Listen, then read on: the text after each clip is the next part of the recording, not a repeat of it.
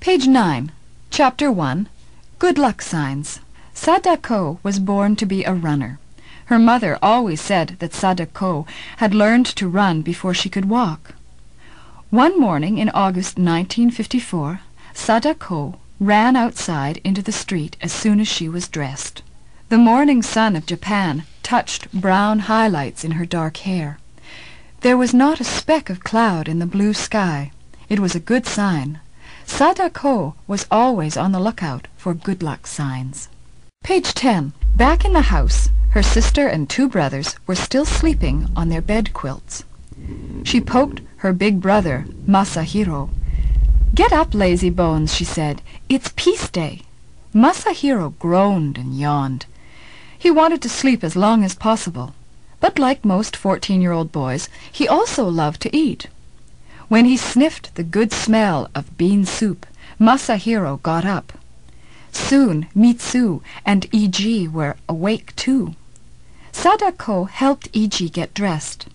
He was 6, but he sometimes lost a sock or shirt. Afterwards, Sadako folded the bed quilts.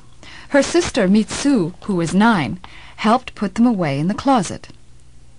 Rushing like a whirlwind into the kitchen, Sadako cried, "Oh, Mother, I can hardly wait to go to the carnival. Can we please hurry with breakfast?"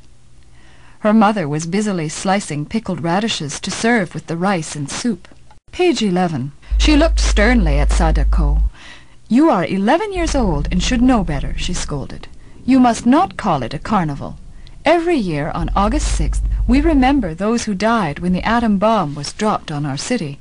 It is a memorial day." Mr. Sasaki came in from the back porch. "That's right," he said. "Sadako-chan, you must show respect. Your own grandmother was killed that awful day." "But I do respect Oba-chan," Sadako said. "I pray for her spirit every morning. It's just that I'm so happy today." "As a matter of fact, it's time for our prayers now," her father said. The Sasaki family gathered around the little altar shelf. Oba-chan's picture was there in a gold frame.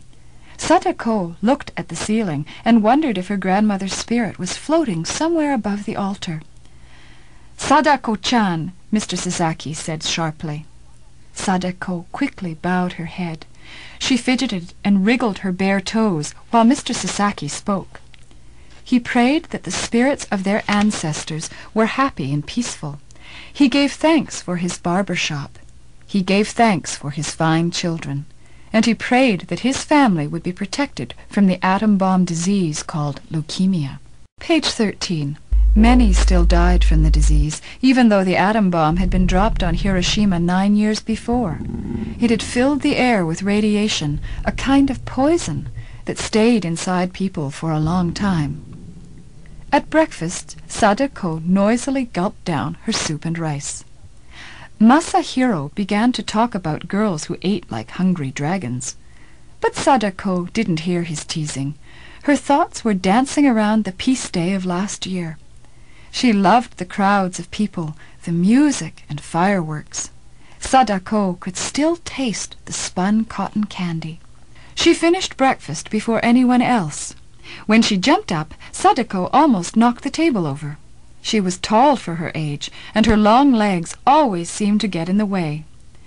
"Come on, Mitsu-chan," she said. "Let's wash the dishes so we can go soon." When the kitchen was clean and tidy, Sadako tied red bows on her braids and stood impatiently by the door. Page 14. "Sadako-chan," her mother said softly, "we aren't leaving until 7:30. You can sit quietly until it is time to go." Sadako plopped down with a thud onto the tatami mat. Nothing ever made her parents hurry. While she sat there, a fuzzy spider paced across the room. A spider was a good luck sign.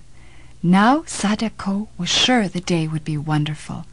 She cupped the insect in her hands and carefully set it free outside. "That's silly," Masahiro said. "Spiders don't really bring good luck." "Just wait and see," Sadako said gaily.